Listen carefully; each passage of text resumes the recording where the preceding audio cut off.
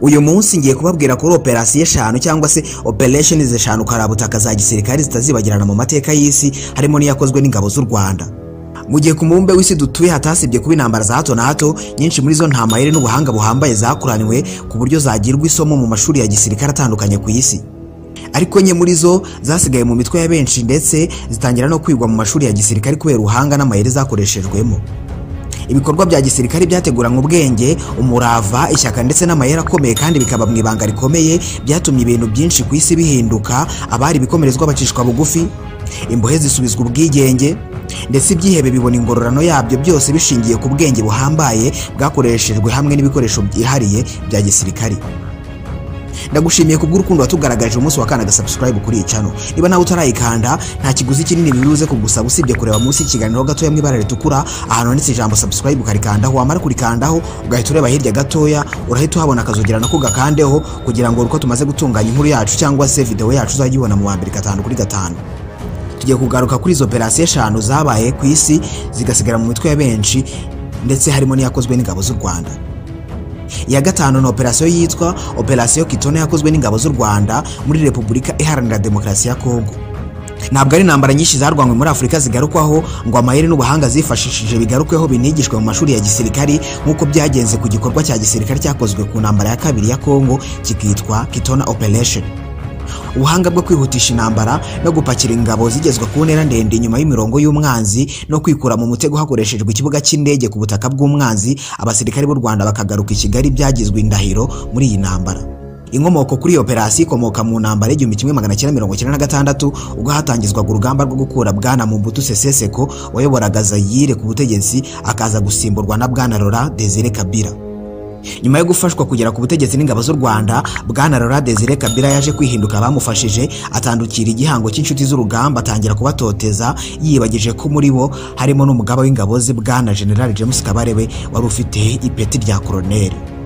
Byatangiye tariki ya 13 Nyakanga 1998 ubwo Bwana Laurent Désiré Kabila yirukanaga General James Kabarebe ku mwanya w'umugaba mukuru w'ingabo za Kongo Kinshasa, yari amazeho imyaka 2 kuva mu 1996 kugeza mu 1998. Muri iki gihe Bwana Laurent Désiré Kabila yatangije ibikorwa byo kubiba amacakubiri mu basirikare ba Kongo yo kwanga abasirikare bavuga ururimi rw'ikinyarwanda, cyane cyane abakomoka mu Rwanda. Aba basirikare benshi barishwe basukwa mu ruzi rwa Kongo ruhinduka umutuku.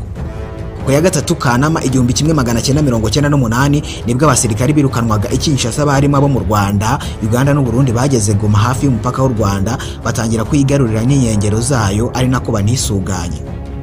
Mu rukerera rwo ku ya 4 Kanama 1998 ubwo itsinda ry'abasirikare b'u Rwanda hanini bari biganjemo abo muri bata ya 19 bayobowe na General James Kabarebe icyo gihe wari Colonel, hamwe n'abagande barashishaga ibibunda bya rutura, bashoboye kwigarurira ikibuga cy'indege cya Kitona n'ikigo cya gisirikare cya Kitona.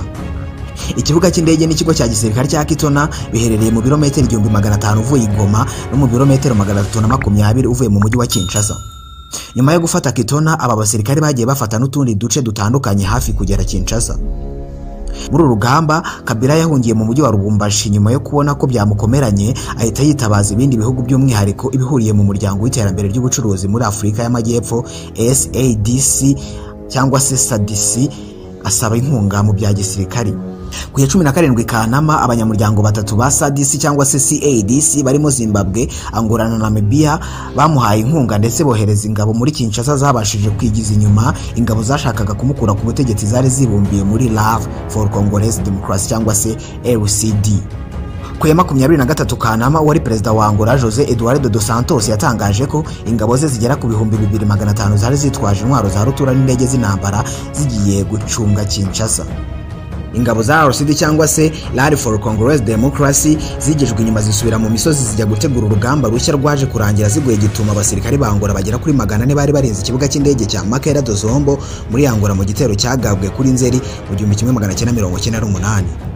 Operasiyo Kitona nubwo iri mu zizagarukwaho bivuga ko iri mu zashoboye kwerekana ubuhanga buhambaye bwo kurwana ku rwego rwo hejuru. Ni igikorwa cyagizwemo uruhare n'abasirikare bakaba 500 ariko bagaragaje kunyaruka no kwigarurira ibice bitari bike bya Kongo birimo nk'inganda za petroli za Muwanda, urugomero rw'amashanyarazi rwa Matada ndetse n'ikibuga cy'indege cya Njiri mu gihe gito. Operasiyo ya kane yitwa Operation Nimrod kuri ambasade ya Irani i London mu gihugu cy'Ubwongereza. Iyi ni operasiyo karabutaka yakozwe n'amatsinda abiri yo mu ngabo zidasanzwe zirwanira mu kirere z'Ubwongereza zizwi ku izina rya The British Special Air Force. Iyi operasiyo ifite agashya gatandukanye n'izindi nyinshi zabaye kuko mu gihe yabaga yacaga imbona nkubone kuri televiziyo zikomeye ku isi muri icyo gihe.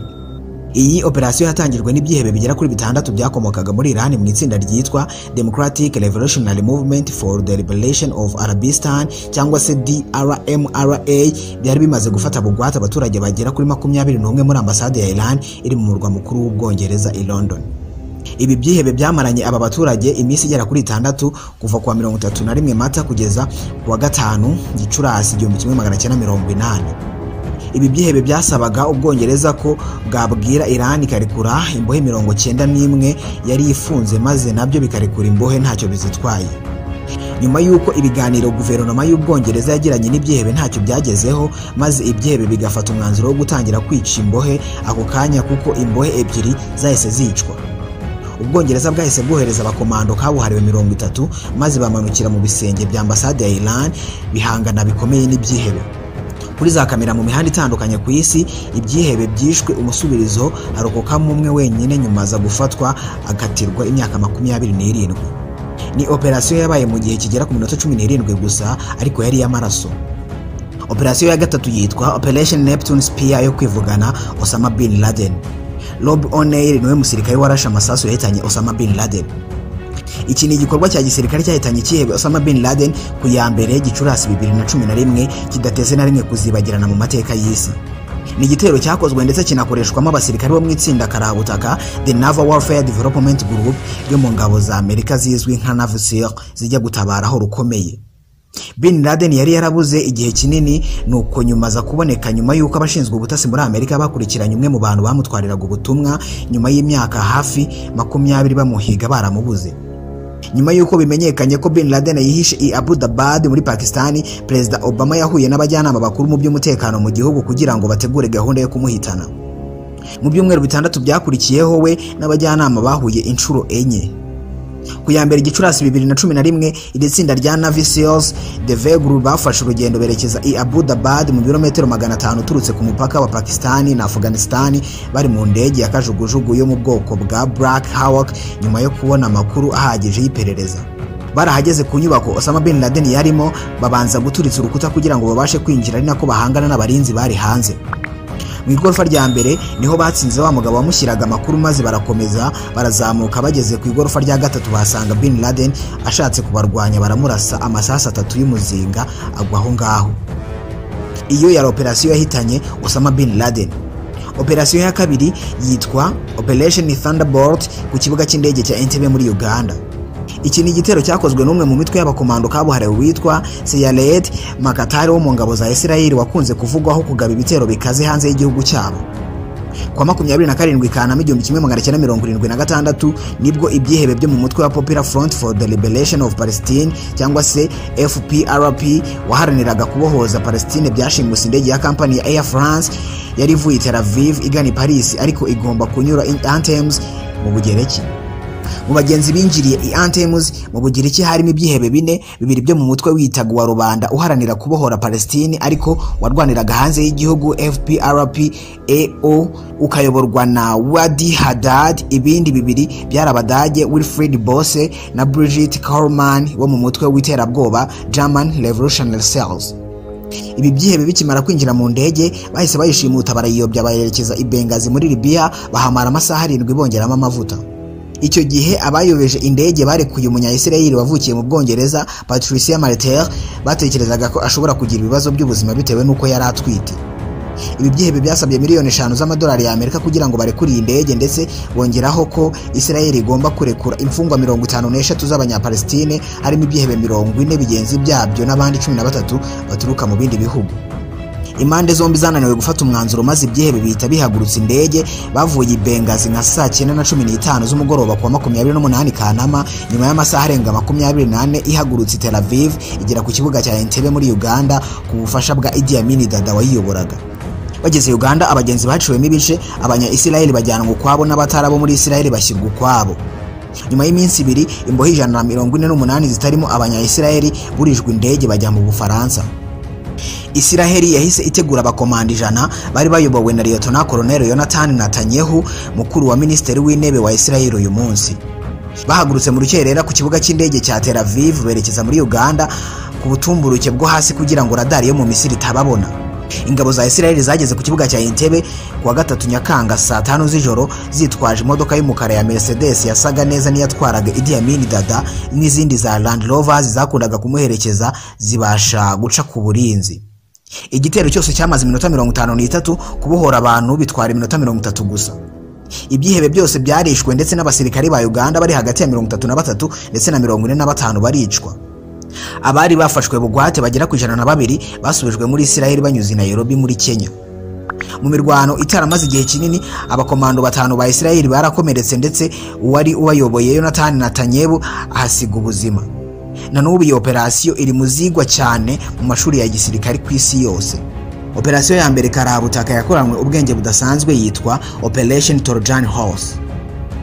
Iyi ni imwe muri operasiyo za gisirikari za kera zikomeye zabayeho ku isi zakoranye ubuhanga butangaje, ubwenge ndetse n'amayera ahambaye. Umujyi wa Toro wari umwe mu mijyi irinzwe cyane ku isi mu kinyejana cya 12 mbere y'ivuka rya Yesu, ku buryo byari byarashobeye abagereki uko bazawinjiramo ngo bawutere bawigarurire nk'uko babikoraga ku yindi mijyi. Bimaze kubashobera abasirikari b'abagereki bahimbye umutwe wo guha impano umwami Priyama wayoboraga Toro. Babaje ifarashi nini mu biti maze imbere bayifukuramo ku buryo hajyamo abantu benshi cyane. Ku munsi wo kuyimushyiramo imbere hagendeyemo abakomando kabuhariwe b'abagereki 30 binjira mu mujyi gutyo. Ubwo kandi hari mu kinyejana cya 12 mbere y'ivuka rya Yesu, atagira n'ugira ngo ni vubaha. Baca umugani mu Kinyarwanda ngo ntikibi ntarara bushyitsi. Muri iryo joro b'abakomando basohotse gucece muri cya kibumbano baromboka bakingura imiryango y'inzugi z'imitamenwa z'inkike zari zigose umujyi wa Toro, ubundi abasirikari bene wabo b'abagiriki bari bategerereje hanze aho si ukwirohamo bivayo basenya kandi batwika ikintu cyose cyari muri uwo mujyi. Iyi operasiyo bamwe bavuga ko isa n'idashoboka, abandi bakavuga ko yakuranywe ubwenge kabuhariwe. Ndagushimiye wowe ukomeza kudukurikirana umunsi ku munsi n'iby'agaciro, komeza dukurikirane natwe ntago tuzahwema kuguhereza amavideo meza kandi uzishimira. Ndanagushimiye kandi kubw'urukundo watugaragarije umunsi wa kandaga subscribe kuri iyi channel.